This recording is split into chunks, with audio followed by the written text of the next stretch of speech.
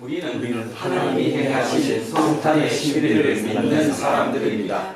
성탄의 신비는 곧 구원의 신비입니다. 성탄의 신비와 구원의 신비를 느끼는 사람들은 기쁨으로 찬송하고 기도드리며 축제로서의 예배를 드립니다.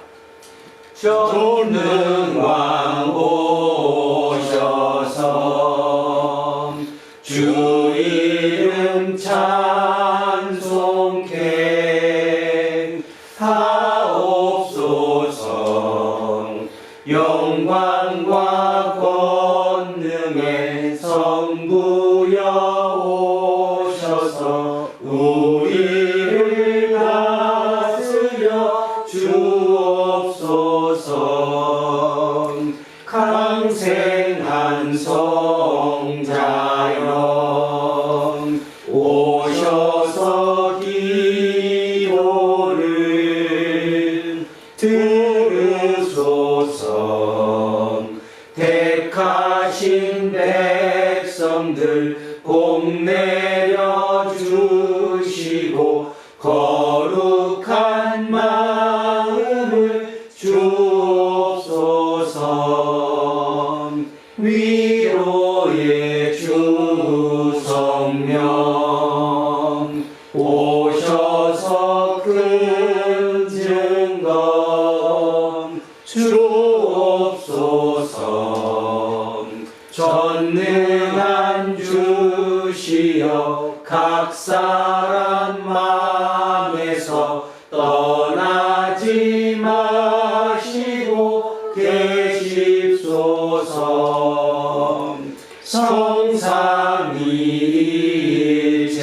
성삼위일체께 한없는 찬송을 드립니다. 존귀한 주님을 영광 중 배웠고 영원히 모시게 하옵소서.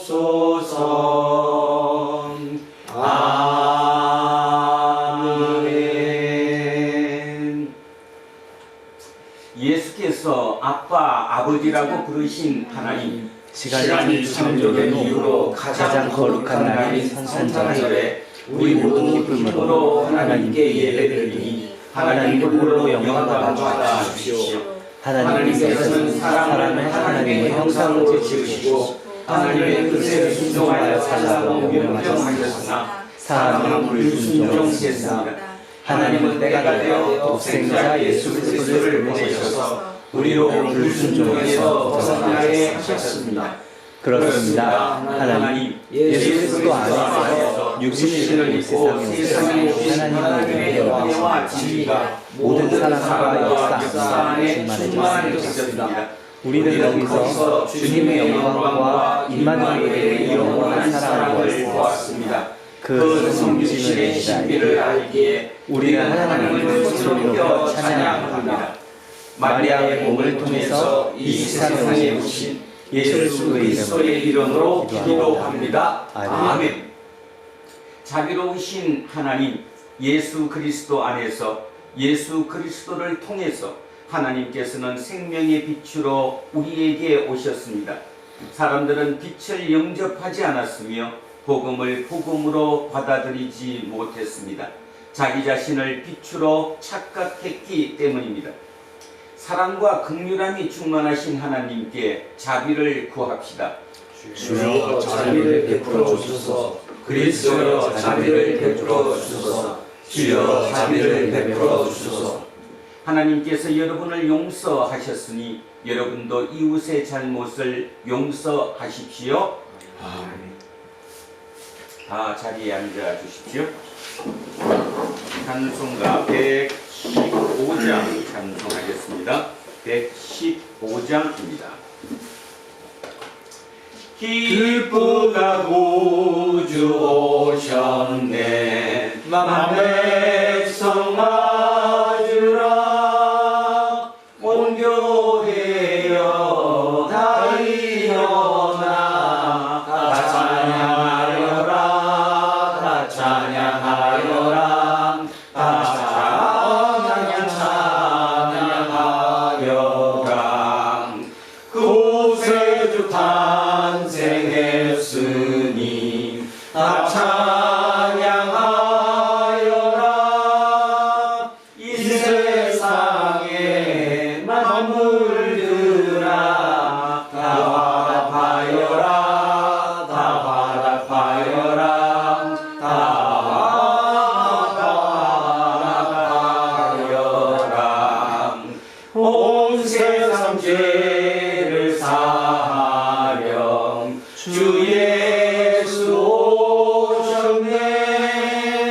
죄와 슬픔 몰아내고 다 구원하여라 다 구원하여라 다 구원하여라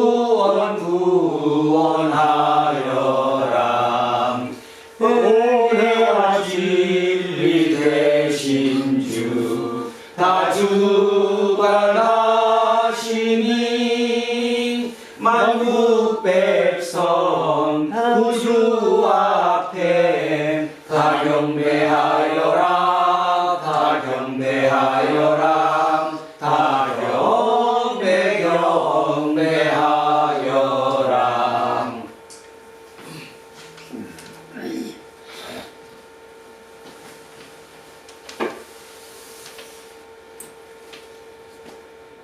기쁘다 구주 오셨네. 온 세상 죄를 사하려 주 예수 오셨네. 여태까지 철없이 들뜬 큰 소리로 이 찬송을 외쳐 불러왔습니다. 아버지의 마음을 조금도 헤아리지 못한 채 이 찬송을 경쾌한 축가로 여겨왔습니다. 그러나 아버지 하나님, 2000여 년 전 예수님이 이 땅에 오신 그때를 생각해 봅니다. 아버지는 왜 이 땅에 예수를 보내신 걸까요? 아니, 보내셔야만 했던 걸까요? 그것을 생각하면 오늘 이 크리스마스는 행복한 한박 웃음으로 즐거이 찬송할 수만은 없는 날일 것입니다. 아버지를 외면하고 배신한 저희 인간을 그럼에도 버릴 수 없었던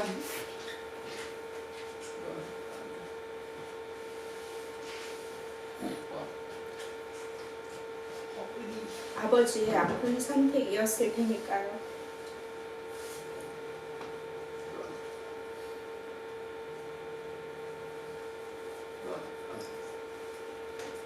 태초에서 너무나 멀어진, 너무나 벗어난 인간을 다시 태초의 그 길로 이끄시기 위해 예수 그리스도를 보내셨음을 이제 저희가 압니다. 세상은 사탄의 무대요.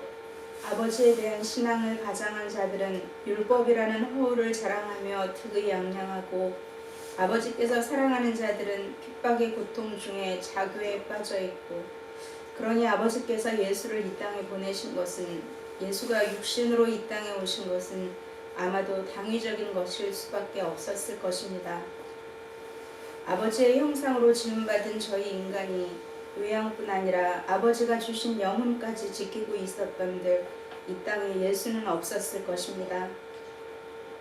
예수는 오셔서 이 땅에서의 우리 삶이 어떠해야 하는지, 우리가 눈을 들어 바라보아야 하는 곳이 어디인지를 알리고 가셨습니다. 우리가 태초의 그곳으로 돌아갈 방법을 친히 보여주셨습니다. 내가 곧 길이요 진리요 생명이니 나로 말미암지 않고는 아버지께로 올 자가 없느니라. 예수의 이 말씀이 그가 이 세상에 오신 목적임을 압니다. 따라서 이 시간 저희의 기도는 예수의 족적을 따라 걸어가 마침내 저희 또한 아버지 나라에 이르기를 바라는 소망의 기도이며 다짐의 기도입니다. 성령이여 오셔서 저희 마음에 충만하소서. 예수여 오셔서 진정으로 드리는 저희 감사를 받으소서. 아버지여 오셔서 저희 회개함을 보옵소서. 사랑의 찬양을 받으소서.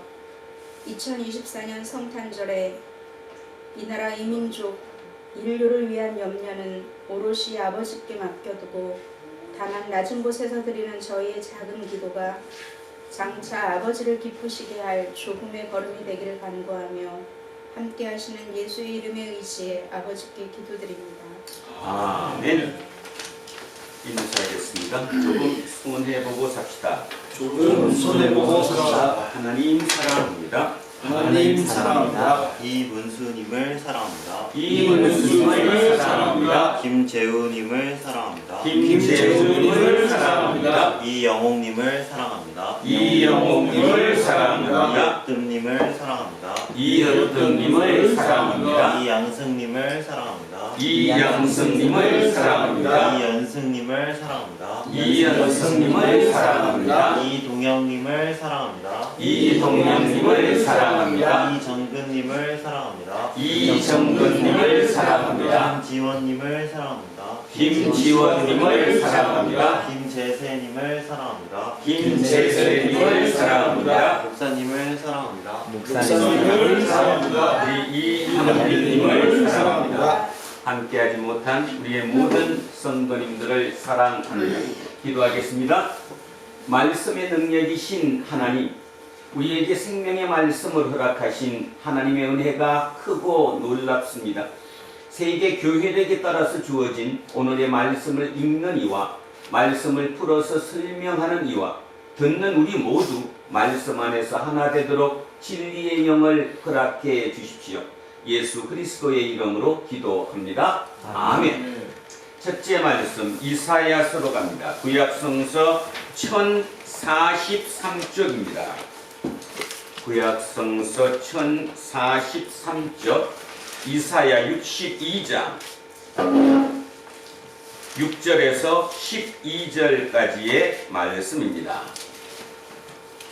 1043쪽 이사야 62장 6절에서 12절 말씀입니다. 찾으셨으면 한 목소리로 합독하시겠습니다. 예루살렘이여, 내가 너의 성벽 위에 하수문을 세우고 그들로 하여금 주야로 계속 잠잠하지 않게 하였느니라. 너희 여호와로 기억하게 하시는 자들아, 너희는 쉬지 말며 또 여호와께서 예루살렘을 세워 세상에서 찬송을 받게 하시기까지 그로 쉬지 못하시게 하라. 여호와께서 그 오른손 그 능력의 팔로 맹세하시되 내가 다시는 내 곡식을 내 원수들에게 양식으로 주지 아니하겠고 내가 수하여 얻은 포도주를 이방인이 마시지 못하게 할 것인즉 오직 추수한 자가 그것을 먹고 나 여호와를 찬송할 것이요 거둔 자가 그것을 나의 성소들에서 마시리라 하셨느니라. 성문으로 나아가라 백성의 올 길을 닦으라. 큰 길을 수축하고 수축하라. 돌을 제하라. 만민을 위하여 빛을 들라. 여호와께서 땅끝까지 선포하시되 너희는 딸 시온에게 이르라. 보라, 내가 구원에 이르렀느니라. 보라, 상급이 그에게 있고 보응이 그 앞에 있느니라 하셨느니라. 사람들이 너를 일컬어 거룩한 백성이라 여호와께서 구속하신 자라 하겠고 또 너를 일컬어 찾은 바 된 자요 버림받지 아니한 성읍이라 하리라. 아멘. 성시교독을 오늘은 찬송가 뒤에 있는 교동문으로 합니다. 자, 맨 뒤쪽으로 넘기시면 찬송가 교동문 119번이 있습니다. 맨 뒤쪽에 690쪽입니다. 맨 뒤에 690쪽에 119번 성탄절 1번이라고 표시되어 있습니다.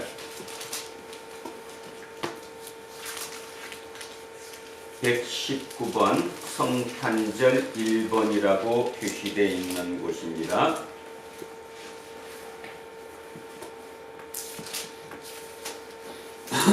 자, 찾으셨으면 교독합니다. 제가 먼저 하면 뒤에 진한 글씨를 여러분들이 하시면 됩니다. 자, 시작합니다. 여호와의 영광이 나타나고 모든 육체가 그것을 함께 부르라. 이는 여호와의 말씀하셨느니라. 베들레헴 에브라다야, 너는 유다 족속 중에 작을지라도 이스라엘의 상속자가 내게서 내게로 나올 것이다. 그의 근본은 사무엘의 영혼에 있느니라. 이는 한 아기가 우리에게 낳고 한 아들을 우리에게 주신 바 되었는데 그의 어깨에는 정사를 메었고 그의 이름은 기묘자라 모사라 전능하신 하나님이라. 영존하시는 아버지라 평강의 왕이라 할 것임이라. 그 정사와 평강의 마음이 무궁하며 또 다윗의 왕자와 그의 나라에 군림하여 그 나라를 굳게 세우고 지금 이후로 영원히 정의와 공의로 그것을 보존하실 것이라. 천사가 이르되 무서워하지 말라. 보라, 내가 온 백성에게 미칠 큰 기쁨의 좋은 소식을 너희에게 전하노라. 오늘 다윗의 동네에 너희를 위하여 구주가 나셨으니 곧 그리스도 주시니라. 아멘. 자, 둘째 말씀 디도서로 가겠습니다. 신약 성서 350쪽입니다. 찬송가 앞쪽에 신약 성서 350쪽 디도서 3장 4절에서 7절까지 말씀입니다. 자, 349쪽 디도서 3장 4절에서 7절 말씀 시작합니다.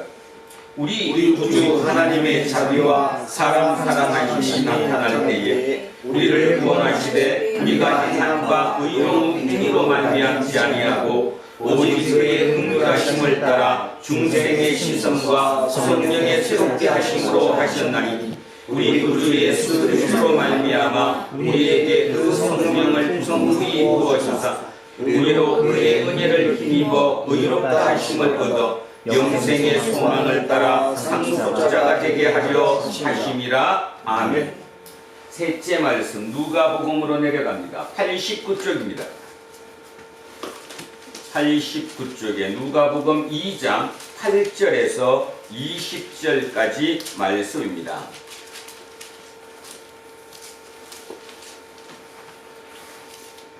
자, 89쪽 누가복음 2장 8절에서 20절. 자, 찾으셨으면 시작합니다. 그 지역에 목자들이 밤에 밖에서 자기 양떼를 지키더니 주의 사자가 곁에 서고 주의 영광이 그들을 두루 비치매 크게 무서워하는지라. 천사가 이르되 무서워하지 말라. 보라, 내가 온 백성에게 미칠 큰 기쁨의 좋은 소식을 너희에게 전하노라. 오늘 다윗의 동네에 너희를 위하여 구주가 나셨으니 곧 그리스도 주시니라. 너희가 가서 강보에 쌓여 그 위에 비어있는 아기를 보리니 이것이 너희에게 표적이니라 하더니 호령이 수많은 천군이 그 천사들과 함께 하나님을 찬송하여 이르되 지극히 높은 곳에서는 하나님께 영광이요 땅에서는 하나님이 기뻐하신 사람들 중에 평화로다 하니라. 천사들이 떠나 하늘로 올라가니 목자가 서로 말하되 이제 베들레헴으로 가서 주께서 우리에게 알리신 바 이 이루어진 일을 보자 하고 빨리 가서 마리아와 요셉과 그에게 빈 아이를 찾아서 보고 천사가 자기들에게 이 아기에 대하여 말한 것을 전하니 듣는 자가 목자들이 그들에게 말한 것들을 놀랍게 여기되 마리아는 이 모든 말을 마음에 새기어 생각하니라. 목자들은 자기들에게 이르던 바와 같이 듣고 본 그 모든 것으로 인하여 하나님께 영광을 돌리고 찬송하며 돌아가니라. 아멘. 오늘 주신 말씀도 같습니다. 자, 누가복음 이번에는 1장에서 14절 1절에서 14절 말씀입니다. 다시 한번 자 89쪽 이번에는 2장 1절에서 14절까지 말씀을 같이 합독하시겠습니다. 그때에 가이사 아구스도가 영을 내려 천하로 다 오적하라 하였으니 이 오적은 구레뇨가 수리아 총독이 되었을 때에 처음 하는 것이라. 모든 사람이 오적하러 각각 고향으로 돌아가매 요셉도 다윗의 지속소이므로 갈릴리 나사렛 동네에서 유대를 향하여 베들레헴이라 하는 다윗의 동네로 그 약혼한 마리아와 함께 오적하러 올라가니 마리아가 이미 잉태하였더라. 거기 있을 그때에 세 살날이 차서 첫 아들을 낳아 방으로 싸서 우유에 넣었으니 이는 여관에 씻을 곳이 없음이더라. 그 지역에 목자들이 밤에 밖에서 자기 양떼를 지키더니 주의 사자가 곁에 서고 주의 영광이 그들을 두루 비추매 크게 무서워하는지라. 천사가 이르되 무서워하지 말라. 보라, 내가 온 백성에게 미칠 큰 기쁨의 좋은 소식을 너희에게 전하노라. 오늘 다윗의 동네에 너희를 위하여 구주가 나셨으니 곧 그리스도 주시니라. 너희가 가서 강고에 쌓여 유행되어 있는 아기를 보리니 이것이 너희에게 표적이니라 하더니 고려니 수많은 천군이 그 천사들과 함께 하나님을 찬송하여 이르되 지극히 높은 곳에서는 하나님의 영광이요 땅에서는 하나님이 기뻐하신 사람들 중에 평화로다 하니라. 아멘. 오늘은 큰 기쁨의 좋은 소식이라는 제목으로 성탄절 말씀의 은혜를 나누고자 합니다. 성탄절, 지금이야 대단하게 생각하죠. 특히 성탄절은 우리 교회 내의 어떤 절기보다는 세상적인 축제의 장으로 변한 지가 참으로 오래되었습니다. 교회를 다니든 다니지 않든, 예수를 믿든 믿지 않든 성탄절은 노는 날이고 성탄절은 즐거운 축제의 날이고 소비하는 날이겠지요. 오늘 우리 이영욱 집사님이 기도하셨던 것처럼 과연 그런가 깊이 생각해 봐야 합니다. 이런 질문 한번 드려볼까요? 성탄절이 초대교회부터 지켜졌을까요? 안 지켜졌을까요? 초대교회의 성탄절이 절기가 지켜졌겠어요? 안 지켜졌겠어요? 안 지켜졌습니다. 언제 태어났는지 아무도 모릅니다. 알 수가 없죠. 그래서 성탄절은 초기 교회, 초대 교회의 그 구성원들, 그 공동체 식구들에게는 그리 중요한 문제가 아니었습니다. 왜 그럴까요? 왜 성탄절이 중요한 문제가 아니었을까요? 초대교회 교인들에게, 그분들에게, 그 공동체 구성원들에게 가장 중요하고 해결해야 될 문제는 뭐였습니까? 부활이었습니다. 부활을 어떻게 받아들이냐는 거죠. 그래서 온 것이 오직 부활에만 초점이 맞춰져 있었습니다. 예수님의 부활, 그것을 어떻게 받아들여야 할 것인가. 그래서 그것으로 말미암아 초대 교회 공동체가 이루어져 온 거죠. 그러다가 354년이면 한창 세월이 지났죠. 354년에 기독교가 313년에 공인되었으니까 공인되고 나서도 약 한 30년이 지나서 이제 우리도 성탄절, 그러니까 예수님이 태어나신 그 절기를 기념하자 그래서 들어온 거죠. 그런데 날짜를 모르잖아요. 언제 태어났는지 모르니까. 그래서 그 당시로 태양절이라고 그러죠. 태양이 숭배 사상이 강했던 그 태양절, 그 로마 시대에 지내고 있던 그 절기 중에 하나를 찾아서 그날을 성탄절로 삼았다는 것입니다. 그래서 우리는 지금 그 성탄절을 지내고 있는 거죠. 자, 중요한 얘기를 또 하나 더 해보면 성탄절의 의미가 굉장히 중요한 의미가 있는데 뭐가 지나고 난 다음에요? 동지가 지나고 난 다음에요. 지난 21일 동지가 지났죠. 동지가 뭐죠? 뭐와 뭐가 같아지는 날이고 이제 그때부터 뭐가 길어지는데? 밤이 길어져. 밤이 길어져요? 낮이 길어지는 잠깐만. 자, 이제 뭐가 길어져요? 낮이 조금 이제 더 길어지는 거죠. 그것이 바로 12월 25일 크리스마스다 이 말입니다. 성탄절이다 이런 뜻입니다. 아직도 그리스도 정교회라고 부르는 그런 쪽에서는 1월 7일을 절기로 잡습니다. 성탄절이 1월 7일이죠. 근데 대부분의 우리 개톨릭이나 이쪽 계통들은 다 12월 25일을 크리스마스로 잡습니다. 자, 중요한 이유가 뭘까요? 먼저 결론부터 먼저 시작하고 가면 어둠이 누구한테 진 거예요? 빛에게 치기 시작한 때가 동지예요. 동지부터 밤이 짧아지고 낮이 더 길어지니까 결국 어둠이 빛에게 치게 되는 그 시점이 바로 성탄절이라는 거죠. 그래서 이 성탄절이 우리가 특히 예수쟁이가 굉장히 중요하게 느껴야 할 가장 중요한 게 뭐냐 하면 이겼다는 거예요. 대부분의 우리의 삶은 결론에 가서 마지막 결과에 가서 성공했는지 실패했는지 따진다고 생각합니다. 우리의 삶이 그렇게 살아갑니다. 어떤 걸 해서 자 성공이냐 실패냐는 나중에 가서 결과론적으로 알게 된다고 느끼죠. 그런데 오해하지 마셔야 합니다. 우리 예수쟁이들은 이미 이기는 싸움을 하는 거죠. 이미 빛이 어둠을 이기기 시작한 그 기점, 이기고부터 출발하는 거예요. 그러니까 이긴 이후에 모든 이루어지는 것은 축제의 장으로 이어져야 된다. 이게 크리스마스가 우리에게 주는, 그 날짜가 우리에게 주는 중요한 교훈이라고 생각합니다. 저와 여러분 모두 오늘이 시작점입니다. 우리는 우리의 달력으로 따지면 지금이 연말이지만 교회력의 기준으로 따지면 오늘이 성탄절입니다. 내 속에 예수께서 성탄하셨습니다. 그래서 빛이 어둠을 이기기 시작하셨습니다. 이제부터 우리는 이기는 싸움을 이미 이긴 그 결론을 가지고 살아간다라는 거죠. 그래서 우리는 이긴 싸움, 이미 이겼다는 그 결론을 가지고 살아간다는 거죠. 자, 그러면 이겼다고 그러니까 여러분 이런 생각도 들어요. 아직 이기지도 않았는데, 싸움도 안 해봤는데. 자, 우리가 이긴 게 뭐죠? 예수 그리스도를 통해서 우리가 이미 이긴 거. 뭐를 얻었어요? 영원한 생명, 영생을 얻었어요. 우리는 이미 이긴 싸움을 하고 출발해서 사는 거예요. 그러니까 여유를 가지고 그 싸움에 대처해야 되는데, 그거를 잃어버리면 죽기 살기로 싸우죠. 누누이 말씀드리지만 삶을 죽기 살기로 살면 안 됩니다. 왜냐하면 그것이 목적이 아니기 때문에.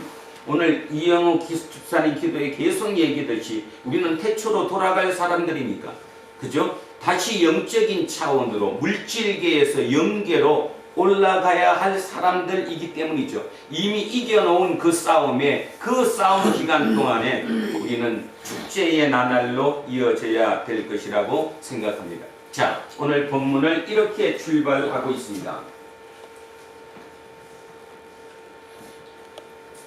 그때에 가이사 아구서도가 영을 내려 천하로 다 호적하라 했으니, 자, 그때에, 그때가 언제예요? 예수께서 이 땅에 태어나실 그때에 가이사 아구서도가 아주 중요한 거 하나 시작하겠습니다. 이제 성경에는 이렇게 번역이 돼서 우리는 이제 이게 귀에 익숙해졌죠. 입에도 익숙해졌고, 가이사 아구서도. 자, 요즘 젊은 표현으로 정확하게 얘기하면 뭡니까? 카이사르 아우구스투스. 카이사르 아우구스투스입니다. 카이사르도 우리는 카이사르보다 영어에 익숙해가지고 뭐라고 얘기하는데, 카이사르라고 안 하는데 되게 시저라고 얘기하죠. 그죠? 그 유명한 시저. 자, 카이사르, 시저, 사람의 이름이었습니다. 근데 그 카이사르가 일종의 호칭이 된 거죠. 지금 우리는 대통령, 윤석열 이렇게 하듯이 앞에 호칭, 대통령, 이거에 해당하는 것이 뭐예요? 카이사르 또는 시저. 그래서 시저 아우구스투스 또는 카이사르 아우구스투스.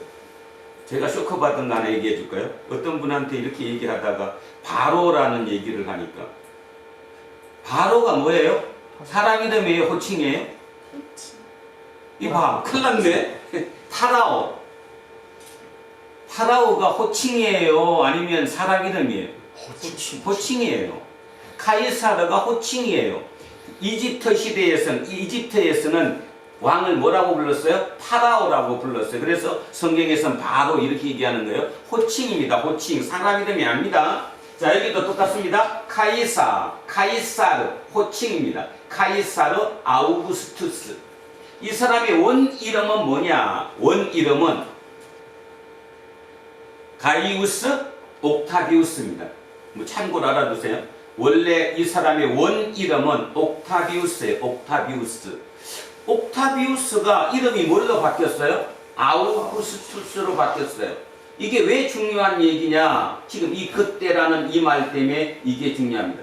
아우구스투스라는 것은 인간이 뭐 시킨 거예요? 신격화시킨 거예요. 인간을 신격화시켰어요. 왜냐하면 그 아우구스투스라는 칭호를 쓸 수밖에 없었던 이유가 로마를 다 평정했거든요. 그리고 최초의 첫 황제가 되었거든요. 그러니까 모든 지역이 이 사람의 통치하에 들어갔거든요. 그러니까 로마 원로원에서는 당신은 단순한 카이사르가 아니다. 당신은 신이다. 그래서 무슨 숭배라고 그래요? 황제 숭배가 여기부터 출발된 거예요. 신격화시켜서 이름을 뭘로 바뀌었다고요? 아우구스투스. 그러면 반짝하는 사람은 이미 뭔가 하나 답을 딱 얻었는데, 지금 여기서 이 대조가 나오는 거잖아요. 대조가. 인간이 신격화시킨 아우구스투스 그 시대에 거꾸로 신이 뭐가 돼서 인간이 되어서 땅으로 내려온 극단적인 대비가 일어나는 거죠. 이 중요한 겁니다. 굉장히 중요한 내용을 합니다. 자, 다시 얘기하면 아우구스투스는 신격화된 호칭이라고 얘기했어요. 신이 됐어요. 인간이 신이 됐어요. 그래서 그 사람이 선포한 게 뭐예요? 팍스 로마나. 팍스 로마나가 뭐죠? 팍스 로마나, 로마의 평화.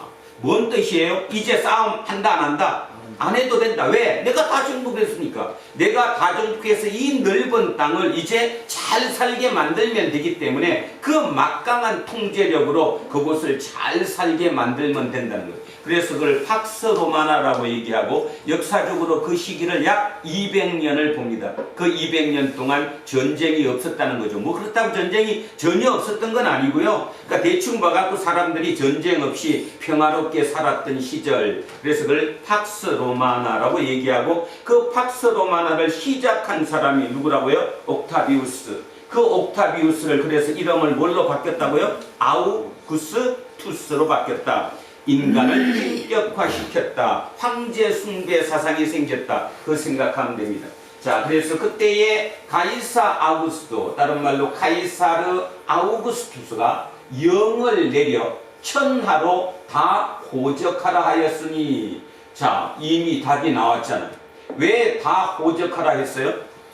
지금도 마찬가지지만 옛날에도 인구조사를 해야 돼요, 안 해야 돼요? 해야 돼. 이유가 뭘까요? 인구조사는 가장 큰 이유가 뭘까요? 다스리. 그러니까 가장 큰 이유, 다스리는 건데 결국 그 다스리는 것도 제일 중요한 게 뭐예요? 세금이에요. 세금. 세금은 누가 내요? 세금을 누가 내? 장정이 내죠. 장정은 그러면 뭐예요? 장정. 장정은 몇 살부터 몇 살까지를 장정이라고 그래요? 15세부터 60세까지. 15세부터 60세까지 남자를 장정이라고 해요. 그 장정을 뭐가 있는 사람, 뭘 하는 사람이에요? 일할 능력이 있는 사람. 그 사람에게 뭐를 거두는 거예요? 세금을 거두는 거예요. 또 하나 더 있는데 두 번째 중요한 거. 장정이잖아. 세금 거둬야 되고 또 하나. 노동력. 노동력이 아니라 군대. 군대죠, 군대. 군사력이죠. 언제든지 차출 가능한 군인으로 쓸 수 있는 명수가 몇 명이냐. 가장 결정적인 두 가지 이유 때문에 뭐를 하는 거예요? 호적을 하는 거예요. 다른 말로 인구조사를 하는 거예요. 자, 그래서 1절을 머릿속에 역사적인 사건이니까 기억해 보시기 바랍니다. 로마의 초대 황제 카이사르 또는 시즈 아우구스투스. 자, 신격화된 그 사람이 영을 내려서 천하로 다 호적하라고 그랬다. 세금을 거두기 위해서 또 군대에 징집할 수 있는 인원이 얼마인가를 알기 위해서 자, 호적하라 했다. 이 호적은 구레뇨가 수리아 총독되었을 때에 처음한 것이다. 그 시대에 예수님이 살던 그 지배하던 예수님의 그 나라를 지배하던 게 누구예요? 수리아예요. 지금의 여기가 수리아라 그러면 모르고 시리아예요. 시리아. 지금의 시리아. 여러분, 예수님이 히브리 말을 썼어요? 시리아 말 썼어요? 예수님이 말을 이렇게 서로 말했을 거 아니에요? 그 말이 히브리 말이었어요? 시리아 말이었어요? 시리아 말이에요. 그걸 무슨 어라고 부르는데? 아람어. 예수님은 아람어를 쓰셨습니다. 아람어. 그러니까 시리아 말을 썼다는 말의 의미는 지금 팔레스타인도 누구의 지배하에 있는 거예요? 지금 시리아의 총독 지배하에 있는 거예요. 그래서 이 사람 이름이 나온 거예요. 이제 이 호적은 구레노라고 하는 사람이 시리아의 총독이었을 때 처음으로 인구조사가 시작되었다. 이유는 지금 1절, 2절에서 설명했습니다. 자, 3절. 모든 사람이 호적하러 각각 고향으로 돌아가매. 그러니까 자기 고향에 돌아가서 호적, 인구조사에 응해야 돼요. 자, 4절에 가면 요셉도 다윗의 집 족속이므로 갈릴리 나사렛 동네에서 유대를 향하여 베들레헴이라 하는 다윗의 동네로 그 약혼한 마리아와 함께 호적하러 올라가니 마리아가 이미 잉태하였더라. 자, 요셉이 누구의 후손이라고요? 다윗의 후손이라는 거예요. 그래서 자기의 고향은 어디라고요? 베들레헴. 근데 지금 어디서 살아요? 지금 어디서 산대? 갈릴리, 나사렛. 여기도 역사적인 배경 하나만 설명하면, 갈릴리는 원래 이방인들이 살던 곳이에요. 그런데 이제 이스라엘 위에가 뭐죠? 사마리아잖아요. 근데 그 사마리아가 뭐 됐어요? 여러분 다 우리 이사야서 할 때 다 했는데, 사마리아가 아시리아의 통치를 받으면서 혼혈이 돼버렸죠. 그래서 이스라엘 사람들이, 예루살렘 쪽에 사는 남쪽 사람들이 그 북쪽인 사마리아를 인정했어요, 안 했어요? 저 나쁜 놈들, 저렇게 혼혈된 거, 그죠? 이렇게 생각했어요. 그런데도 불구하고 그렇게 함으로 해서 나라의 땅덩어리가 어떻게 되는 거예요? 그렇게 되면 그쪽을 인정하지 않게 되면 히브리인들이 사는, 유대 민족들이 사는 땅덩어리가 줄어들잖아요. 그러니까 어디를 장악을 해야 돼? 그 사마리아 그 위에 있는 갈릴리 지역을 장악을 해야 돼요. 근데 이 갈릴리 지역은 뭐가 풍부해요? 물이 풍부하잖아. 물이 풍부하다는 말은 뭐예요? 수산업도 농업도 다 발달한 곳이에요. 그러니까 그 지역을 누가 장악을 해야 돼? 예루살렘, 유대 민족이 장악해야 돼. 그러니까 어떻게 돼서 예수님 시대에는 예루살렘에 사는 부자들이 전부 다 땅을 거기에서 사놓은 거야. 그러면 땅을 사놓은 게 중요한 게 아니라 뭐가 있어야 돼요? 노동력이 있어야 되잖아요. 그러니까 그 노동력을 각 곳곳에서 좀 비천한 사람, 좀 삶이 어려운 사람, 그들을 뽑아가지고 갈릴리로 옮겨놓은 곳입니다. 우리 역사에도 이거 있는데, 우리 역사에도 저 전라도 전주 쪽에 살던 이씨가, 그죠? 차출당해서 어디로 올라갔던데? 함흥으로. 저 한경북도 함흥 쪽으로.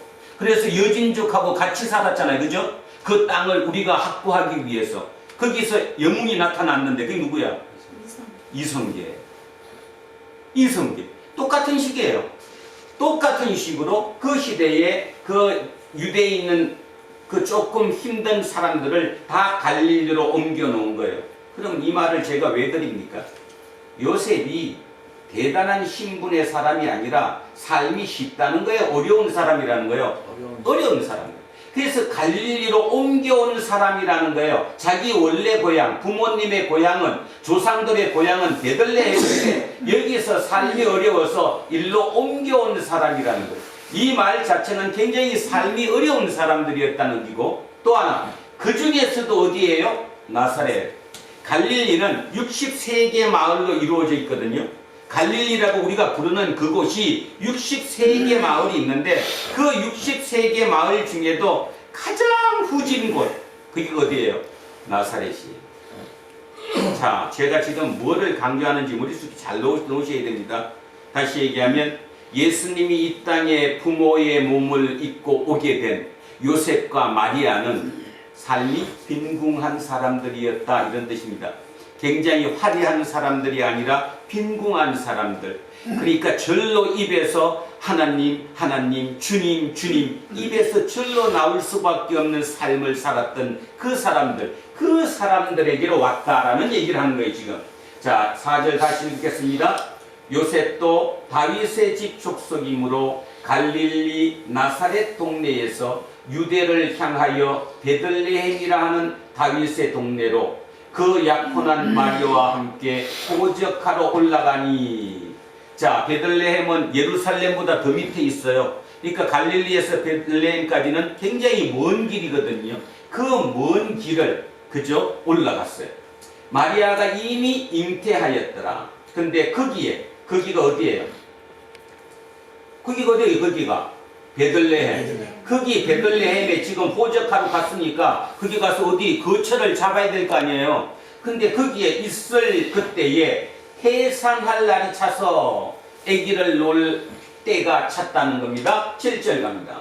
첫 아들을 낳았는데 그 아들을 낳아서 강보로 싸서 강보 강보 뭐예요? 헌옷가지 같은 거죠. 우리 겉에 있는 헌옷가지, 너덜너덜한 그런 헌옷가지 같은 그 강보로 싸서 보자기입니다. 그 보자기에 싸서 구유에 뉘었으니 구유 정확한 명칭은 구유 그러면 말대 음식물통, 그죠? 음식물통 얘기하지만 쉽게 말해서 짐승 밥통이지. 짐승이 밥 먹는 그 밥통, 그 구유에 뉘었으니 이는 여관에 있을 곳이 없습니다.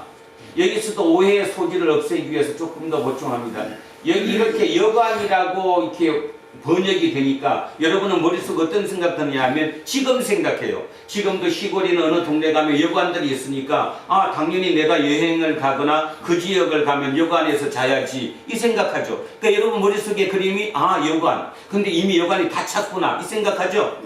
여러분 2000년 전에 베들레헴에 여관이 있었을까요 없었을까요? 없었어요. 다시 100년 전에 우리 시골 동네들에 여관 있었어요 없었어요? 없었어요. 그러면 여행객은 없었어요 있었어요? 있었어요. 그럼 여행객들은 마을로 지나다니다가 어디서 자요? 주막에서 자지. 물론 주막 간혹가다 있지. 근데 주막도 다 안 되죠. 그러니까 각 마을마다 조금 살만한 집들은 따로 손님방이라고 따로 만들어 놓죠. 객실. 객이라는 게 여행 객자니까 객실을 따로 만드는 조금 여유 있는 집들은 그게 당연한 얘기에서 당연한 일. 그래서 우리 시골 같은 데 옛날에 좀 큰 집, 좋은 집 같은 데는 딱 방이 한 두세 개씩 따로 있었어요. 오고 가던 사람들이 거기서 묵고 가라고. 자, 그 객실을 얘기합니다. 그 객실을 여기서 여관이라고 번역을 해가지고 오해가 생겼다는 거죠. 근데 그 객실이 있을 곳이 없어요. 이미 다 찼다 그런 뜻입니다. 그래서 그 지역 여기까지 있을 곳이 없습니다. 그래서 어디에서 잤다는 거예요? 지금 마국간에서 잤다. 다른 말로 얘기하면 구유에서 잤다. 다른 말로 얘기하면 짐승들이 사는 곳에서 잤다 이 뜻입니다. 자, 구유. 오늘의 키포인트는 얘기입니다. 지금까지 얼마 동안 성경을 읽으셨던 또 얼마나 많은 설교를 들으셨던 구유를 정확하게 한번 이해하기 위해서 오늘 제가 주보 뒷면에다가 칼 바르트라는 신학자가 쓴 신학 묵상 구유에 대한 내용을 제가 써놨습니다. 제가 천천히 한번 읽어볼 테니까 조금 어렵긴 합니다만 잘 읽어보시기 바랍니다. 유명한 신학자 칼 바르트의 묵상입니다. 구유가 뭐냐? 구주가 여관에서 방을 구하지 못했다고 해서 전혀 다른 곳에서도 태어날 수 없었다는 것은 아니었습니다. 그 전혀 다른 곳은 곧 구유입니다. 구유는 바로 마국간이나 옥의 근처 창고에 있습니다. 이곳은 사람들이 머물고 싶어하는 아름다운 장소가 분명히 아닙니다. 그런 아름다운 곳은 분위기가 좋고 편안하고 쾌적하고 더 나아가 우리의 인간적 품위에 어울리기 때문에 사람들이 즐겨 찾습니다. 그러나 구유는 그런 곳이 결코 아닙니다. 구유에 비해서 쪽방은 오히려 호화로운 편이라고 할 수 있을 정도입니다. 이 구유는 지난날 수많은 화가들이 그린 그림에 나옵니다. 그런 그림에는 황소와 당나귀가 아주 가까이에 있습니다. 예수님이 돌아가신 곳이나 태어난 곳이나 정말 똑같이 어두운 곳이었습니다. 동물들이 있는 마국간의 구유에서 일어난 일은 다음과 같습니다. 하늘이 어두운 땅에 나타났으며 하나님이 우리와 완전히 하나가 되기 위해서 인간이 되셨습니다. 바로 여기서 우리는 그 예수님의 동료와 이웃과 친구와 형제들을 만나게 되었습니다. 바로 그런 일이 일어난 것입니다. 여관에 자리가 없어서 부모와 아기가 다른 곳에 잠자리를 마련했다는 건 천만다행입니다. 바로 그곳에서 이런 일이 일어났으니까요. 이제 구주가 우리에게 우리의 삶에 바로 완전히 다른 한 곳에 머물기 위해서 들여오셨다는 것은 천만다행입니다. 바로 이곳은 구주가 단지 문을 두드리며 방이 있는가 하고 묻다가 밖에 머물러 있을 수밖에 없었던 곳이 아니라 일단 들어오신 곳입니다. 구주는 이미 우리 안에 은밀하게 들어오셔서 우리가 구주를 깨닫고 구주의 함께 하심을 기뻐하는 걸 기다리십니다. 우리의 인생에서 이런 장소는 과연 무엇일까요? 여러분의 삶과 행동 중에서 고상하고 아름답고 또는 정의로운 대목만을 머릿속에 그리지 마십시오. 사람들은 일반적으로 그런 부분에서만 구주를 느끼고 받아들이려고 합니다. 그렇지 않습니다. 구주가 우리에게 들어오시는 곳은 베들레헴의 마구간과 같은 곳입니다. 그곳은 결코 아름다운 게 아니라 오히려 더럽게 보일 것입니다. 따뜻하고 다정스러운 게 아니라 섬뜩해 보입니다. 그곳은 인간적인 품위보다는 정반대로 동물의 본성이 가까이 있는 곳입니다. 보십시오. 우리의 교만한 여관이나 겸손한 여관은, 그리고 그 안에서 머물고 있는 우리는 우리 인생의 표면적인 모습일 뿐입니다. 그 내면에는 어떤 깊이, 어떤 근원이 숨어 있습니다. 그렇습니다. 어떤 심년이 숨어 있습니다.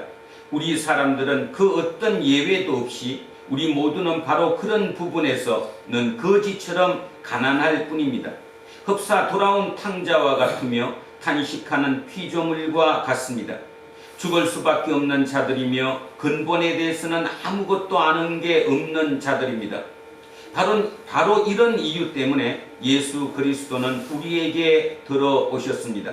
더 정확히 말하면 그분은 우리의 모든 삶 안으로 들어오신 것입니다. 그렇습니다. 우리의 삶의 이처럼 어두운 곳에, 구유의 마구간에 들어오셨다는 건 천만다행입니다. 바로 그런 곳에서 우리는 그분을 필요로 합니다. 바로 그런 곳에서 그분은 우리 모든 각각의 사람들을 필요로 합니다. 그곳에서 우리는 그분과 함께 할 수 있는 권리가 있습니다. 그곳에서 그분은 우리가 그분을 보고 알아보고 믿고 사랑하기를 기다리십니다. 그곳에서 그분은 우리에게 인사를 건네십니다. 그곳에서 우리가 그에게 다시 인사드리고 반갑게 환영하는 것 말고는 더 이상의 요구가 없습니다.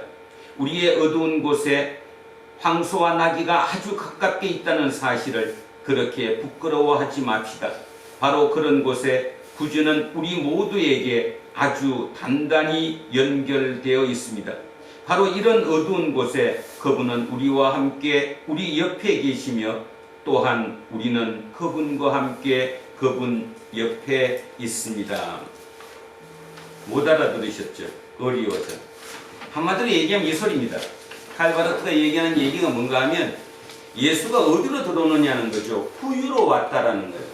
구유로 왔다는 말의 의미가 뭔가, 우리 각각에게 저를 비롯한 여기 계신 여러분 모두 각각에게 예수가 성탄하셔야 합니다.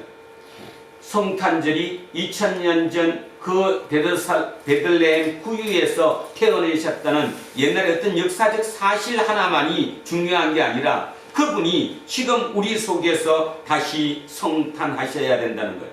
그 성탄은 어떻게 하느냐의 문제를 이분이 지금 얘기한 겁니다.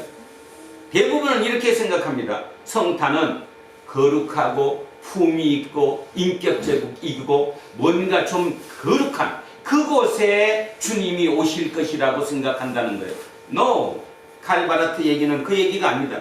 우리 속에 있는 가장 짐승 같은 부분, 낙이나 말이나 그죠? 그런 것이, 그런 짐승이 함께 있는 구유, 냄새나는 곳, 쾌쾌한 곳, 아주 어두운 곳, 도저히 말도 안 되는 그곳으로 주님은 오신다는 거예요. 우리에게도 똑같이 얘기하는 거예요. 그래서 오늘 묻는 거예요. 당신의 구유는 무엇입니까? 여러분의 구유는 무엇입니까? 그것 때문에 창피해하고 그것 때문에 나는 예수 앞에 당당히 설 수 없다고 생각하는 그곳이 어디냐는 거예요. 칼바르트는 지금 우리에게 그거를 묻고 있는 거예요. 누구든 인간은 가지고 있다. 인간 속에 뭐가 있냐면 구유가 있다. 퀴퀴하고 냄새나는 곳이 있다. 더러운 곳이 있다. 어두운 곳이 있다. 바로 그곳으로 주님은 오신다. 근데 정작 당사자에는 우리는 어떻게 생각하느냐? 그것 때문에 주님 앞에 내가 설 수 없다. 그것 때문에 성탄을 내가 받아들일 수 없다라고 생각하는데, 여기로 거꾸로 생각한다면, 거꾸로라는 거예요. 그것 때문에 주님이 오신다라고 얘기합니다. 그러면 지금까지 여기까지 오면서도 따져보면 계속 지금 하나님이, 신이 인간의 몸을 입고 인간 안으로 들어오셨어요. 다시 얘기하면 영계에서 물질계로 들어오셨어요. 또 다른 말로 하면 영적인 차원의 저 높은 고차원에서 3차원의 시공간 안으로 들어오셨어요. 그 들어온 장소가 어디냐는 거예요. 거룩한 곳, 멋진 곳, 화려한 곳, 고귀한 곳, 고상한 곳, 정결한 곳 아니라는 거예요. 왜 그러면 글로 못 들어왔을까에 대한 답을 우리는 알아요. 왜 못 들어왔을까요? 왜 고상한 곳, 고결한 곳, 정결한 곳, 멋있는 곳, 화려한 곳으로 예수는 올 수 없었을까요? 그곳은 이미 다 채워져 있기 때문에, 우리 마음으로 다 차곡차곡 채워져 있어서 빈틈이 없었기 때문에, 아까 얘기했던 객실이 모두 차가지고 도저히 들어갈 방이 없어서 마구간에 구유에 밖에 있을 수 없는 것처럼 이미 차 있기 때문에 그렇다는 겁니다. 중요한 얘기죠. 진짜 중요한 얘기입니다. 오늘 눈물 흘릴 수 있어야 되고, 진짜 그 생각이 내 속에 깊이 새겨져야 합니다. 바로 그 약점 때문에, 그 못남 때문에, 그 문제 때문에 주님은 나에게 오시는 거고, 나를 통해 성탄하는 거예요. 거기서부터 새롭게 시작하는 거예요. 그래서 아까 얘기했죠. 성탄절은 새로운 시작이다. 우리 달력으로는 연말에 해당하지만 예수님을 믿는 우리 예수쟁이 입장에서는 성탄이 새로운 시작이라는 것. 근데 그 시작은 이미 이기고 시작하는 싸움이라는 것. 그것을 마음속에 깊이 새기셔야 합니다. 누누이 얘기합니다. 2000년 전 성탄은, 그 옛날 얘기, 역사전 얘기는 우리에게 아무 의미가 없습니다. 중요한 것은 오늘 이 자리, 우리 속에 성탄이 일어나야 한다는 거죠. 우리 모두에게 성탄이 일어나야 한다는 거예요. 그런데 다시 얘기합니다. 대부분의 사람들은 나에게서는 성탄이 일어날 수 없다고 생각합니다. 왜냐하면 나는 추하고, 나는 더럽고, 나는 악의적이고, 나는 욕심도 많고, 그죠? 그런 어떤 것 때문에, 그 어두운 면 때문에 나는 성탄을 할 수 없다라고 생각하는데, 칼 바르트는 오늘 우리에게 뭔 얘기를 하느냐 하면 아니다라고 얘기하는 거예요. 바로 그 점 때문에 그곳에 누가 와야 된다? 성탄이 일어나야 된다. 거기부터 우리는 새로 시작할 수 있다. 지금 이 얘기를 하고 있다는 것입니다. 그러면 이 칼 바르트 얘기와 오늘 7절까지 읽었던 그 얘기와 마찬가지죠. 자, 여기까지 복습 다시 해보면 1절에서 세상적인 성공을 추구하고 세상적인 힘을 가지고 그 힘을 눌러서 세상을 평화롭게 통제하는 누구? 인간이 뭐가 됐어요? 신이 된 바로 아우구스투스. 그때에 역으로 가장 베들레헴 낮은 곳, 그곳에 구유의 신이 인간이 되어서 오셨다. 이런 얘기를 우리는 식상하게 듣습니다. 신이 인간이 되어서 오셨다. 그런가 보다. 그 유명한 일본의 우치무라 간조라는 신학자는 이렇게 얘기했습니다. 기독교는 종교가 아니다. 종교가 아닌 이유가 뭐냐? 종교라 함은 인간이 신을 찾는 거다. 인간의 필요에 의해서 인간이 신을 추구하고 찾아가는 그 모든 과정과 행위, 그게 종교고 종교행위다. 그런데 역으로 기독교는 그렇지 않다. 신이 누구를 찾아왔다? 인간을 찾아오는 거다. 신이 인간을 찾아오는 게 어떻게 종교냐? 그래서 기독교는 종교라고 부를 수 없다. 그러면서 그는 뭐라고 얘기했냐면 계시라고 얘기했습니다. 계시, 신이 인간에게 오셔서 자기를 계시했다는 거예요. 자기를 드러냈다라는 거예요. 우리는 오랫동안 신앙생활을 해왔기 때문에 이제 어느 정도 감을 잡습니다. 신이 왜 우리에게 왔을까? 아니, 우리가 신을 쫓아가야 되는데, 신에게 빌고 신에게 뭔가를 잘해갖고 조그만 복이라도 얻기 위해서, 내 문제를 해결하기 위해서 끝없이 매달려야 하는데, 역으로 그 신이 가장 낮고 낮은 가장 어두운 곳 그곳으로 들어오셨다라는 거예요. 그래서 우리 속에 성탄이 일어났다는 거예요. 굉장히 중요한 얘기죠. 뭔 얘기예요? 새로 시작하라는 얘기예요. 새로 시작하라는 얘기예요. 그것 때문에 그 단점 때문에 그 오점 때문에 성탄이 안 되는 것이 아니라 바로 그곳에서부터 새로운 성탄으로 새로 시작하라는 얘기를 오늘 우리에게 하고 있다라는 것입니다. 저도 개인적으로 지금까지 목사인 지 이제 18년 차 들어갑니다. 그러면서 진짜 기독교는 종교는 아니다라는 생각을 갖습니다. 왜냐하면 종교는 말 그대로 인간이 찾는 건데 이거는 신이 거꾸로 인간을 찾아오셔서 우리를 구해 주시는 거예요. 그러면 구해 주신 게 뭐예요? 결국 영원한 생명을 주신 거예요. 근데 아직도 요한복음을 시작하고 있는데도 아직도 불구하고 영원한 생명을 멀리 들린다면 아직도 갈 길이 멀다는 소리고, 그 영원한 생명이 조금 가까이 들린다면 여러분도 하나님의 뜻에 조금은 이렇게 쫓아가고 있다라는 거죠. 다시 한번 마무리합시다. 정리합시다. 우리에게 가장 중요한 것은 생명을 얻는 것입니다. 생명을 얻는 것. 이 땅에서 잘 먹고 잘 사고 이 땅의 문제가 해결되는 것은 차후의 문제고 나중의 문제고, 가장 결정적인 것은 내가 새로운 생명을 얻는 거예요. 시간과 공간의 제한을 받지 않는 그 태초의 생명으로 우리는 생명이 회복돼야 되는 거예요. 그것이 제일 중요한 거예요. 그것이 해결되고 그 다음에 나머지가 이제 차후로 되는 것이지, 그 선과 후가 바뀌면 안 되죠. 그런데 세상은 아우구스투스와 똑같습니다. 뭐만 있으면, 옛날에는 힘과 무력만 있으면, 다른 말로 통치권만 있으면, 권위만 있으면 내 마음대로 다 통치할 수 있다고 생각했지만 지금은 아니죠. 지금은 그 권위와 무력, 힘 대신에 뭐만 있으면, 돈만 있으면, 나한테 돈만 있으면 내가 모든 것을 다 할 수 있다고 생각합니다. 평화도 돈이 있으면 온다고 생각합니다. 맞습니다. 부분적으로 그렇습니다. 돈이 있으면 평화롭고 보이죠. 그러나 절대적인 사실은 아무리 돈이 많아도 그 평화는 영원한 평화가 되지 않는다는 거예요. 어쨌든 영원한 평화가 되지 않는다는 거죠. 자, 14절 먼저 하겠습니다. 결론은 14절을 먼저 보시면 이렇게 얘기합니다.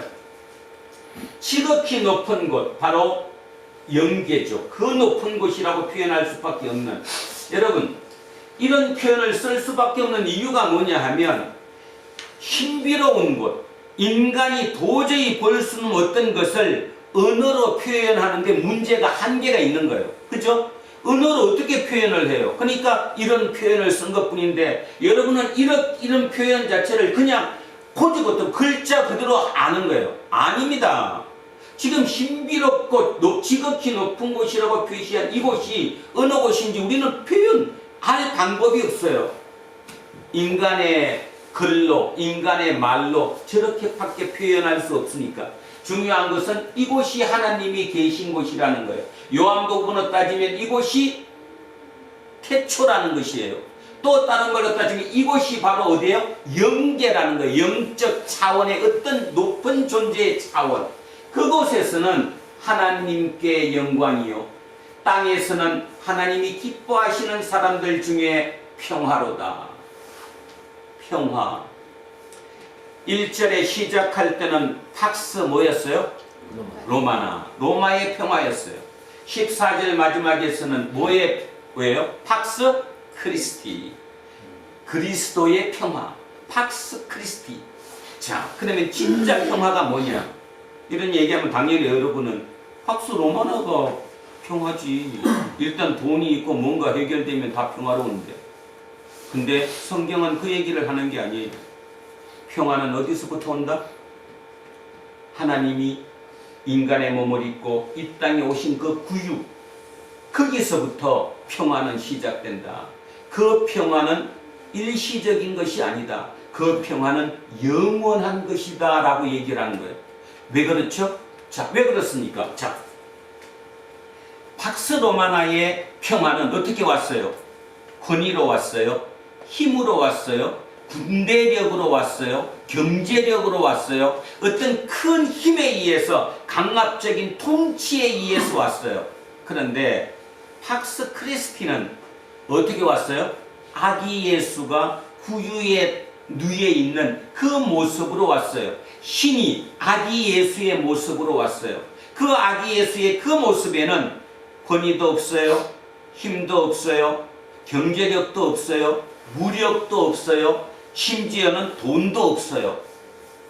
뭐만 있어요? 오직 온유와 평화만 있는 거예요. 머릿속에 그림을 그려보세요. 구유에 놓여 있는 그 아이의 모습을 그려보시라고. 그 아이의 모습에 뭐가 있을 것 같아요? 오직 온유와 평화만 있는 거예요. 거기서부터 인간의 평화가, 세상의 평화가 시작되는 거예요. 자, 그러면서 저는 묵상하면서 그 생각했습니다. 이런 얘기를 하면 분명히 성도들은 속으로 비웃을 거다. 무슨 평화가 그래, 말장난이지. 여러분, 우리 지금 이사야도 해왔고요. 꽤 많은 성경의 부분을 연속해서, 부분적으로만 한 게 아니라 연속해서 이어서 들어왔습니다. 자, 많은 예언자가, 선지자들이 있었습니다. 예언서와 선지자에서 예언을 합니다. 이렇게 해야 된다고. 질문하겠습니다. 이사야의 예언이 성취되었나요? 예레미야의 예언이 지금 성취되었나요? 지난주 우리가 본문으로 읽었던 미가서의 그 본문이, 미가의 예언이 성취되었나요? 이렇게 질문하면 여러분은 답답해하죠. 근데 답답은 하고 싶었잖아요. 표시하면 뭐 할까봐 그러지. 성취되지 않았어요. 부분적으로 일부 성취됐던 것도 있지만 결론적으로 성취되지 않았어요. 그러니 그 성취되지 않은 얘기를 아무리 여기서 얘기해봐야 여러분은 어떻게 들어요? 그거 말장난이지. 성취 안 될 건데. 왜 성취 안 됐을까요? 고민해 본 적 있으십니까? 분명히 예언서인데 하나님이 선지자를 세워서 예언을 했는데 그 예언이 왜 성취되지 않았을까? 이유는 간단합니다. 듣지 않았기 때문이에요. 성취는 누가 합니까? 아니, 이 시공간, 시간과 공간의 제한을 받는 3차원의 세계에서 성취는 누가 합니까? 우리가 해야 돼요. 근데 우리가 이쪽 귀로 듣고 이쪽 귀로 흘러나가고 내가 아무 액션도 취하지 않으니까 예언이 성취가 안 되는 거예요. 근데 부분적으로, 진짜 부분적으로, 순간적으로 어떤 열광적인 어떤 분위기 속에서 이거 한번 해보자. 그래서 열망이 합쳐지면 그게 이루어지는 거예요.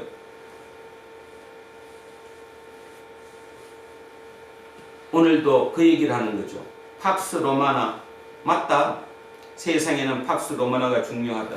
근데 팍스 로마나가 모두를 평화롭게 하느냐? No. 절대로 평화롭게 안 한다. 지금 여기에서 팍스 로마나에서 절대로 평화를 느끼지 못하는 사람들이 여기 아까 나오는데 누구죠? 목동들. 그 목동들은 뭐 하는 사람들이에요? 목동이 뭐 하는 사람이에요? 양치는 거죠. 근데 그들은 일꾼이에요? 주인이에요? 그러니까 양의 주인이에요? 그냥 일꾼이에요? 일꾼이에요. 주인 아니에요. 주인들이 거기 나가서 밤에 덜에 나가서 그 양 보면 양 지키느라고 거기서 맨날 있겠어? 극히 드물죠. 대부분은 그냥 일꾼이에요. 그 일꾼들은 거기서 너가 야간 경비 서주고, 쉽게 말해서 지금으로 따지면 야간 경비 서주고 밥 먹는 사람들이에요. 근데 그 목동들은 몸에서 냄새가 나요. 왜냐하면 동물들과 함께 사니까. 그 구유에 함께 뒹구다 보니까. 그러니까 간혹 가다가 마음이 동해서 예루살렘 성전에 가서 예배를 드리고 싶어도, 제사를 드리고 싶어도 성전 안에 섞일 수가 없어요. 왜 섞일 수가 없어요? 냄새 나니까. 가장 비천한 거예요. 거기서 밀려나는 사람들이에요. 아무리 팍스 로마나가 세다 하더라도 이 목동들은 평화를 느낄 수가 없어요. 항상 마음에 불만투성이고 그저 죄성투성이에요. 내가 죄인이라서, 아니면 다른 말로 우리 부모가 죄를 많이 받아서 내가 지금 이렇게 산다라고 생각해요. 율법에 그렇게 얘기하니까. 그런 사람들이에요. 그런 사람들에게 하나님이 나타나셨어요. 구유에 나타난 거나 목동에게 나타난 거나 똑같은 의미예요. 가장 낮은 곳, 자존감이 가장 떨어진 곳, 열등감 덩어리로 있는 곳, 그곳. 그곳에 주님은 오시는 거예요. 그래서 새롭게 시작하자고 얘기하는 거예요. 당신들이 움직여주면, 당신들이 당신 스스로를 이기고 나를 믿고 평화를 이루어주면 세상은 바뀐다. 세상은 저 윗대가리 잘난 사람들을 위해서 바뀌지 않는다. 오늘도 이 성탄절날 우리처럼 이렇게 몇 명이 되지 않은 사람이 모여서 이 얘기를 듣는 게 아니라 진짜 오늘도 멋있는 칸타타를 하고, 그죠? 그 열광적인 분위기 속에서, 그 엄중한 아주 그런 화려한 분위기 속에서 예배를 드리면 와, 뭔가 마음에 뿌듯함이 일어나겠죠. 근데 기억하십시오. 그곳에 예수는 없습니다. 예수는 구유에 오십니다. 내 마음속 가장 더러운 곳에 오십니다. 내 마음속 가장 악한 곳에 오십니다. 내 마음속에 짐승의 본능이 있는 그곳으로 성탄하십니다. 그곳으로부터 평화가 시작되라고 우리에게 명령하시는 거예요. 내가 왔으니 나와 함께 한번 이루어 보자. 저는 못하지만, 여러분은 못하지만, 여러분 속에 잉태하신, 성탄하신 그 예수님은 여러분을 바꿀 수 있는 거고 세상을 바꿀 수 있는 거예요. 거기서부터 모든 게 새롭게 시작되어야 된다. 이 얘기를 오늘 하고 있습니다. 자, 다시 이제 앞쪽으로 가보겠습니다. 자, 9절 하겠습니다. 8절, 그 지역의 목자들이 밤에 밖에서 자기 양떼를 지키더니 주의 사자가 곁에 서고 주의 영광이 그들을 두루 비추매 크게 무서워하는지라. 자, 아까 얘기했던 그 얘기입니다. 주의 사자가 곁에 서고 주의 영광이 그들을 두루 비추매. 인간의 언어로 이렇게 표현할 수밖에 없었어요. 표현을 이렇게밖에 할 수 없었어요. 실제로 주의 사자가 어떻게 생겼는지 몰라요. 그죠? 근데 인간의 언어로 이렇게밖에 표현할 수 없었던 이거. 그래서 그들은 무서워했어요. 두려워했어요. 이거를 루돌프 오토라는 신학자는 뭐라고 표현하느냐 하면 누미노제라고 얘기합니다. 혹시 기억해 두시면 좋습니다. 누미노제. 누미노제란 말은 거룩한 두려움이라는 거예요. 예를 들어서 모세가 뜰기나무, 불타는 뜰기나무 아래에서 서서 하나님을 배웠던 것, 그것이 거룩한 두려움이에요. 어떤 그 두려움에 휩싸이고 나면 일상적인 우리의 두려움은 아무것도 아닌 게 되는 거죠. 어떤 그 뭐라 그래, 표현을 못하는 거죠, 인간이. 그죠? 인간이 언어로 표현하기는 없지만 여러분도 체험한 것기는 어려운데, 근데 간혹가다 우리 그런 체험을 할 수 있는데, 어느 날 걷다가 또는 어떤 산을 갔다가 또 어떤 행위를 하다가 갑자기 자기가 붕 떠 있는 것 같고, 그죠? 어떤 거룩함, 전혀 이게 뭐가 지금 뭔지 모르는 그런 상태, 그런 상태에 들어간 거예요. 그래서 누미노제의 상태에 들어간 거죠. 주의 사자가 곁에 서고 주의 영광이 그들을 두루 비추매 그 목자들이 크게 두려워하는지라. 천사가 이르되 무서워하지 말라. 보라, 내가 온 백성에게 미칠 큰 기쁨의 좋은 소식을 너희에게 전한다. 자, 우린 다 전했어요. 큰 기쁨의 좋은 소식. 근데 중요한 거, 그 앞에 단어가 중요합니다. 온 백성에게 미칠, 온 백성. 이 온 백성에는 유대인만이에요, 이방인 포함이에요? 이방인 포함이에요. 다른 말로 얘기하면 교인만 얘기하는 거예요. 믿지 않는 사람을 다 포함하는 거예요. 다 포함하는 거예요. 이걸 보고 구원의 보편성이라고 얘기합니다. 그런데 유대교는 구원의 보편성이 아니라 율법을 지키는 사람만 하니까 선택성이죠. 선택적인 데 반해서 여기는 지금 구원의 보편성을 얘기했어요. 온 백성에게 미칠 큰 기쁨. 바로 이 이유 때문에 2000년이 지난 대한민국에서 우리는 오늘 예배를 드리고 있는 거예요. 자, 온 백성에게 미칠 큰 기쁨의 좋은 소식. 여러분은 오늘 답을 이미 알았는데, 큰 기쁨의 좋은 소식이, 나도 예수 앞에 설 수 있다 없다? 있다. 이 더러운 몸으로, 이 악한 마음으로, 이 짐승 같은 본능으로, 바로 그것 때문에 주님이 그곳으로 오신다. 그곳에서 우리는 새로운 성탄이 일어날 거고, 그 성탄을 통해서 우리의 평화가 시작될 거다. 그것을 마음에 강렬한 소망으로 믿는 것, 그렇게 살아가는 것, 당당하게 살아가는 것, 그래서 그 모든 좌절과 절망과 열등감에서 위로 올라오는 것, 그래서 새로 시작할 수 있는 것, 그것이 성탄절입니다. 오늘 그런 역사가 저와 여러분 가슴 속에, 마음 속에 일어날 수 있기를 주의 이름으로 축원드립니다. 아멘. 자, 바로 그 얘기를 하고 있습니다. 천사가 이르되 무서워하지 말라. 내가 온 백성에게 미칠 큰 기쁨의 좋은 소식을 너희에게 전하노라. 오늘 다윗의 동네에 너희를 위하여 구주가 나셨으니 곧 그리스도 주시니라. 너희가 가서 강보에 쌓여 구유에 미어 있는 아기를 보리니 이것이 너희에게 표적이니라 하더라. 좀 그렇죠. 표적 그러면 좀 신비한 거, 좀 멋져 보이는 거, 뭔가 좀 비밀스러운 거, 그죠? 그런 게 표적인데 지금 이 표적은 어때요?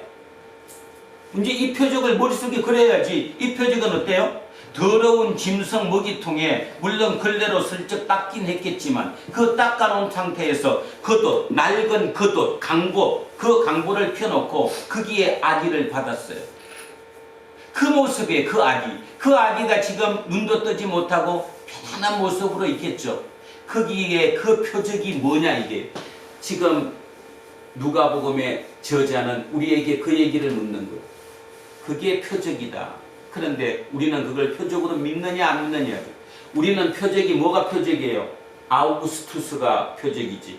아우구스투스가 그 막강한 힘으로 우리에게 조금이라도 어떤 뭐를 유익한 것을 주면 그것이 유앙겔리온이야. 유앙겔리온을 다른 말로 복음이라고 합니다. 그 복음 유앙겔리온은 원래 누가 왜요? 황제의 말이에요. 황제의 선물이에요. 그러니까 누구가? 아우구스투스가 내가 생일을 맞았다. 그래서 내가 고기 한 건씩 주겠다. 고기 한 건씩 쑥 돌리는 거. 그것이 유앙겔리온이에요. 그죠? 며칠 쉬게 하겠다. 특별 휴가를 줄게. 오늘은 전 국민이 하루 동안 놀아도 된다. 그런 게 유앙겔리온이에요. 그런데 누가복음 기자는 그게 유앙겔리온이 아니다라고 얘기하는 거예요. 뭐가 유앙겔리온이라는 거예요? 복음이라는 거예요? 구유 속에 폭언이 누워있는 그 아기의 그 모습, 그것이 표적이다. 믿습니까? 안 믿지 뭐. 여기선 뭐 고개 끄덕여도 밖에 나가면 그게 표적이라고 안 믿지. 표적은 거창스럽고 뭔가 신비롭고 멋있어야 그게 표적이지. 그런데 누가복음의 기자는 그것이 표적이 아니라 진짜 표적은 구유에 누워 있는 그 아기의 모습, 그것이 표적이라고 얘기합니다. 이게 표적이라고 믿어지면 여러분은 한 발 예수께 다가서게 된 겁니다. 자, 한 분 더 그림을 그려보겠습니다. 구유입니다. 밥통입니다. 짐승이 없는 밥통. 아무리 깨끗이 한다고 해도 그 퀴퀴한 냄새는 버릴 수가 없습니다. 그 냄새 나는 곳, 그리고 거기서 바로 떨어져 있는 곳에 짐승들도 같이 있습니다. 거기에 아기를 누워 있습니다. 정상적인 상태라면 절대로 아기를 거기다가 놓는 사람은 없겠죠. 그죠? 아무리 나쁜 엄마, 나쁜 아빠라도 어디 아기를 거기다가 누이겠어요. 그래도 깨끗하고 거룩하고 조금은 멋진 곳에다 누이겠죠. 그런데 거기가 아니라는 거예요. 그 위에 누웠다는 거예요. 그것도 누구가? 신이 인간의 모습을 입고 영계에서 물질계로 들어온 그 차원 이동한 그곳이 바로 구유라는 거예요. 그 구유에 누워 있는 그 모습을 보라는 겁니다. 신이 인간의 모습을 입고 그곳에 누워 있어요. 그것이 표적이라는 거예요. 그 표적에는 권위도 없어요. 무력도 없어요. 힘도 없어요. 돈도 없어요. 아무것도 없어요. 근데 딱 한 가지가 있어요. 온유와 평화가 있어요. 그곳에서 당신은 새롭게 시작할 수 있다라고 얘기하는 거예요. 그래서 표적이래요. 자, 다시 읽습니다. 너희가 가서 강보에 쌓여 구유에 누이는 아기를 보리니 이것이 너희에게 표적이니라 하더니 호련히 수많은 천군이 그 천사와 함께 하나님을 찬송하여 이르되 지극히 높은 곳에서는 하나님께 영광이요 땅에서는 하나님이 기뻐하신 사람들 중에 평화로다 하느라. 자, 그냥 땅에서는 평화다 하지 왜 요 말을 넣었을까? 하나님이 기뻐하신 사람들, 하나님이 기뻐하신 사람들이 누굴까요? 하나님을 받아들인 사람들, 하나님의 말씀을 알아듣는 사람들, 배척하지 않는 사람들, 한쪽 귀로 듣고 흘러보내는 사람이 아니라 그대로 받아들이는 그 사람, 그들의 그 하나님이 기뻐하신 사람들, 그들 중에 평화로다 하니라. 자, 그래서 세상의 평화, 팍스 크리스티가 어떻게 왔는지, 또 팍스 로마나가 뭐였는지 그 개념을 한번 비유해서 봤으면 좋겠습니다. 자, 마무리를 하겠습니다. 오늘 누가복음의 본문은 신이 인간이 돼서 이 땅에 온 모습을 표현해 줍니다. 그리고 칼바르트라는 신학자는 그것을 우리에게 다시 한번 해석해 줍니다. 2000년 전에 일어났던 그 얘기가 아니라 우리 각자 모두에게는 구유를 가지고 있다. 그 구유 때문에 어쩌면 예수 앞에 당당하게 설 수 없는 마음을 가지고 있다. 나는 그래서 항상 불편한 마음으로 나 같은 죄인 하고 있는 그 사람에게 칼바르트는 이렇게 얘기합니다. 바로 그 구유, 그곳, 당신이 구유라고 느끼는 그곳으로 예수님이 성탄하신다. 그 예수님의 성탄은 표적인데 그 표적은 평화의 표적이다. 거기로부터 새롭게 출발하라. 그 이 메시지를 오늘 우리에게 주셨다는 사실. 그리고 오늘 본문에서는 팍스 로마나를 추진하고 있는 그 황제 아우구스투스, 거기로 출발해서 거꾸로 역으로 팍스 크리스티, 그 구유에 누이는 그를 대비하면서 도대체 당신은 어느 것을 믿는가? 깊이 있게 믿으면, 조금 깊이 있게 들어가면 하나님의 그 메시지가 우리에게 들려질 것이라고 저는 확신합니다. 깊이 있게 들어갈 수 있는, 그래서 그 차원까지 우리를 옮길 수 있는, 하나님께 더욱 가까이 다가설 수 있는 우리 공동체 모든 식구들이 되시기를 주의 이름으로 축원드립니다. 아멘. 자, 오늘 본문 읽고 기도하겠습니다. 천천히 생각하시면서 자, 오늘 본문 함께 합독하십니다. 그때에 가이사 아구스도가 영을 내려 천하로 다 오적하라 하였으니 이 오적은 구레노가 수기로 총독이 되었을 때에 처음한 것이라. 모든 사람이 오적하러 각각 고향으로 돌아가며 요셉도 다윗의 집 족속이므로 갈릴리 나사렛 동네에서 유대를 향하여 베들레헴이라 하는 다윗의 동네로 그 약혼한 마리아와 함께 오적하러 올라가니 마리아가 이미 잉태하였더라. 거기 있을 때에 그때에 계산할 날이 차서 첫 아들을 낳아 강고에 싸서 구유에 넣었으니 이는 여관에 있을 곳이 없음이더라. 그 지역의 목자들이 밤에 밖에서 자기 양떼를 지키더니 주의 사자가 곁에 서고 주의 영광이 그들을 두루 비추매 크게 무서워하는지라. 천사가 이르되 무서워하지 말라. 보라, 내가 온 백성에게 미칠 큰 기쁨의 좋은 소식을 너희에게 전하노라. 오늘 다윗의 동네에 너희를 위하여 구주가 나셨으니 곧 그리스도 주시니라. 너희가 가서 강고에 쌓여 구유에 이어 있는 아기를 보리니 이것이 너희에게 표적이니라 하더니 호련히 수많은 천군이 그 천사와 함께 하나님을 찬송하여 이르되 지극히 높은 곳에서는 하나님께 영광이요 땅에서는 하나님이 기뻐하신 사람들 중에 평화로다 하니라. 아멘. 기도하겠습니다. 살아계신 아버지 하나님, 아버지는 우리를 파트너로 삼으시려고 우리를 창조하셨습니다.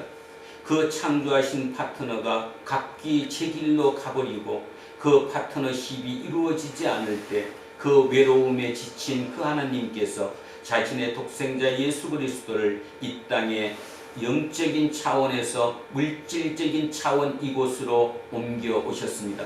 그리고 그를 통해 오늘 우리에게 새롭게 시작하자고 말씀하고 계십니다. 우리의 가장 귀천한 곳, 가장 낮은 곳, 가장 더러운 곳, 가장 추한 곳, 가장 어두운 그곳에서 우리와 다시 함께 시작하기를 바라는 그 하나님의 간절한 마음을 오늘 우리 마음속에 깊이 느낄 수 있도록 성령님 우리를 도와 이끌어 주십시오. 감사드리며 거룩하신 우리 주 예수 그리스도의 이름으로 기도합니다. 아멘. 자, 찬송가 120장 찬송하겠습니다. 123장이네요. 자, 123장 찬송합니다. 저들밖에 한밤중에 양등에 자는 목자들 천사들이 전하여 준 주나신 소식 들었네. 노엘 노엘 노엘 노엘 이스라엘 왕이 나셨네. 저 동방에 별 하나가 이상한 빛을 비추어 이 땅 위에 큰 영광이 나타날 징조 보였네.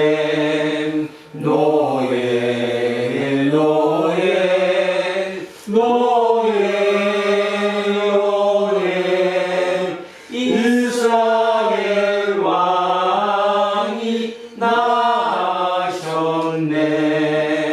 그 한 별이 베들레헴 향하여 바로 가더니 아기 예수 누우신 집 그 위에 오자 멈췄네. 노엘 노엘 노엘 노엘 이스라엘 왕이 나셨네.